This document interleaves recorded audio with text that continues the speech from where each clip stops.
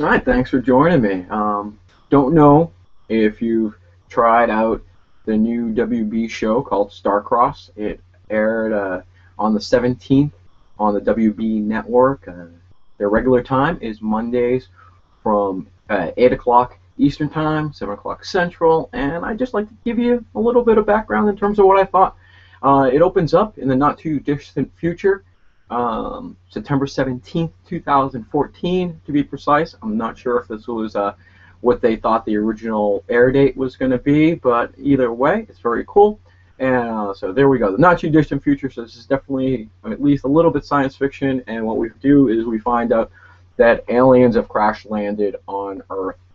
Um, there's a whole bunch of people running around, National Guardsmen or Army guys coming in and say shoot first, ask questions later. You see one of these people that have landed just takes a shot, and then all of a sudden, all heck breaks out between one another. And well, it's typical of what you would expect here in the United States.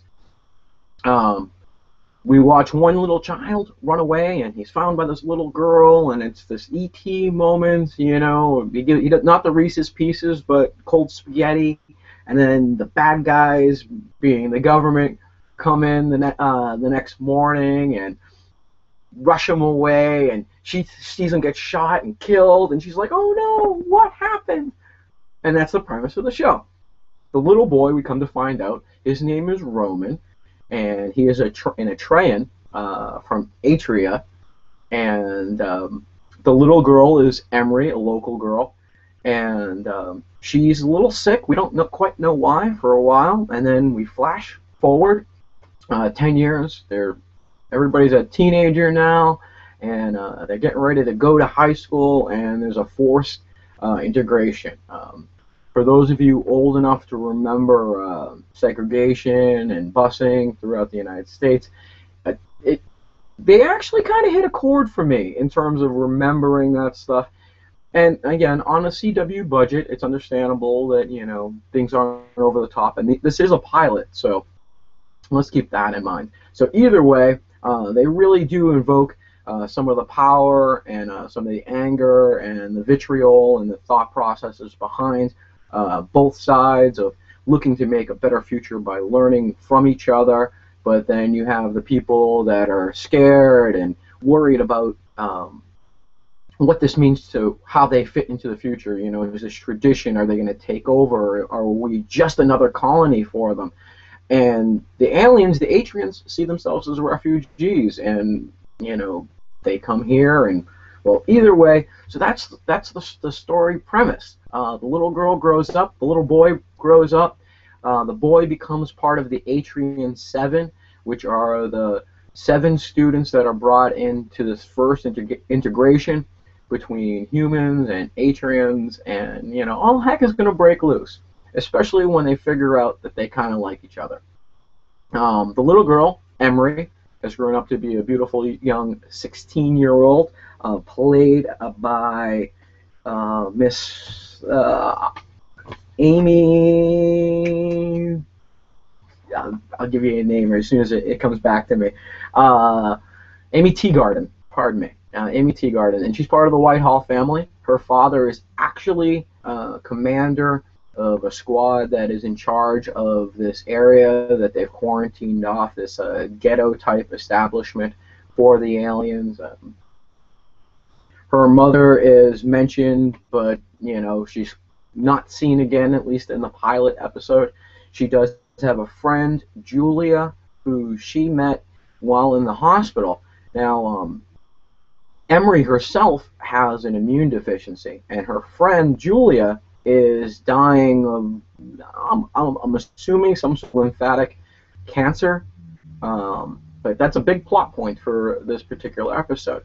So, and on the other side, you have Roman and Roman's family. Roman's father, whose name is Nox, is one of the leaders of the Atreans, and he's kind of a peacenik, looking for everybody to get along, and this integration, like, this is our first steps forward, and this is how we're going to do it.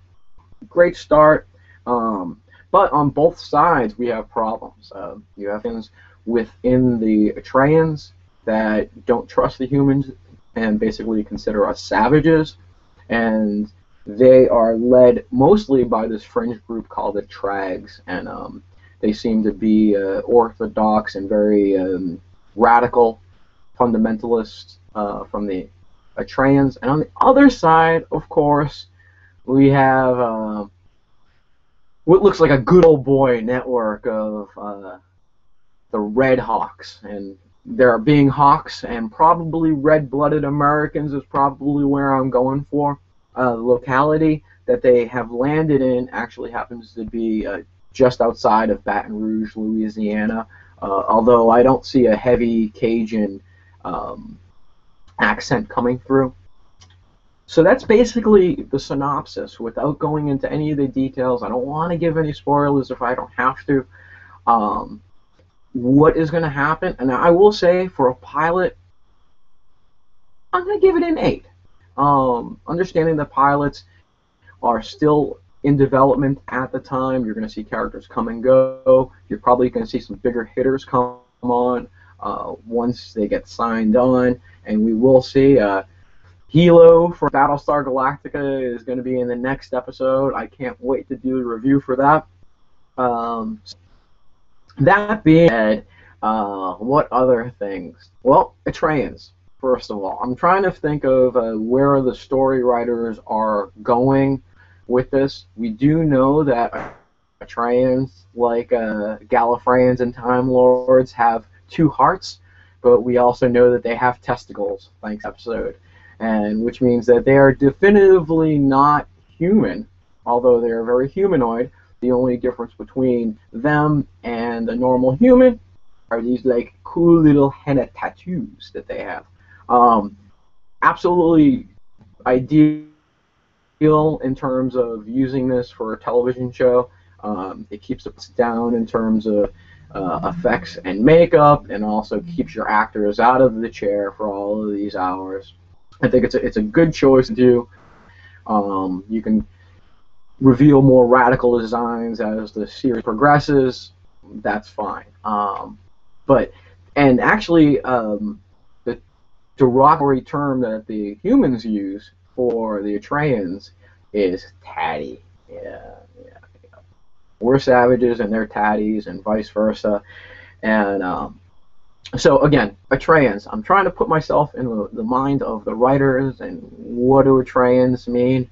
And I got on my little computer, and I'm like, well, that really sounds like the Atreides, from Dune, but it's a little far off. And then I found some things that might be a little bit better.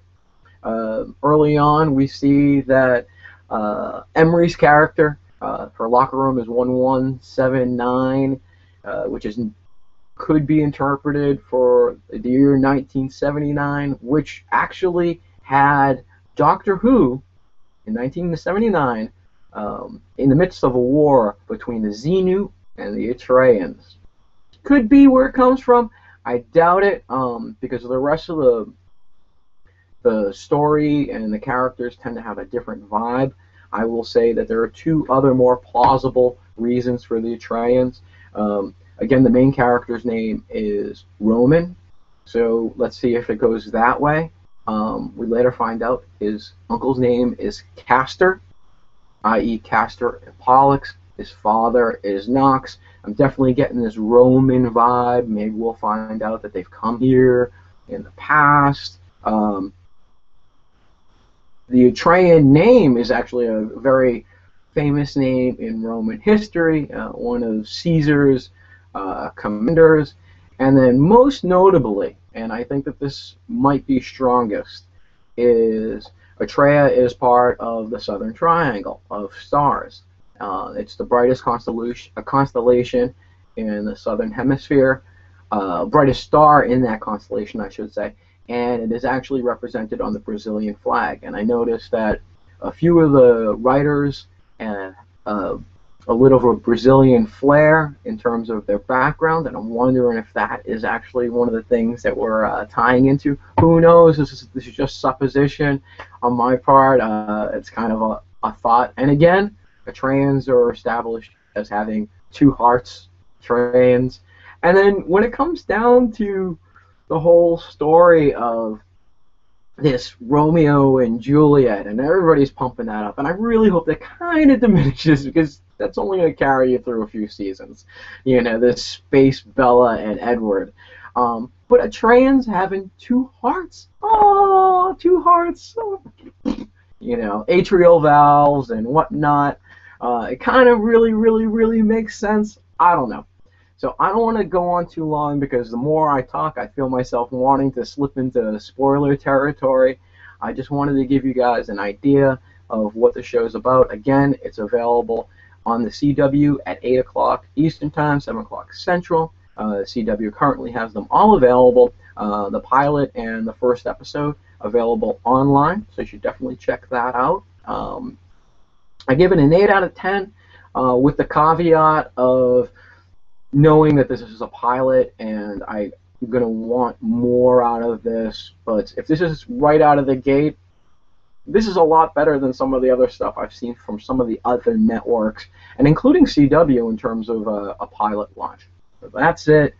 For more like this, click my junk below for my subscription, and hope you guys are having a great day, and as always, tube wisely, enjoy yourself, and that is it. Much love. Peace.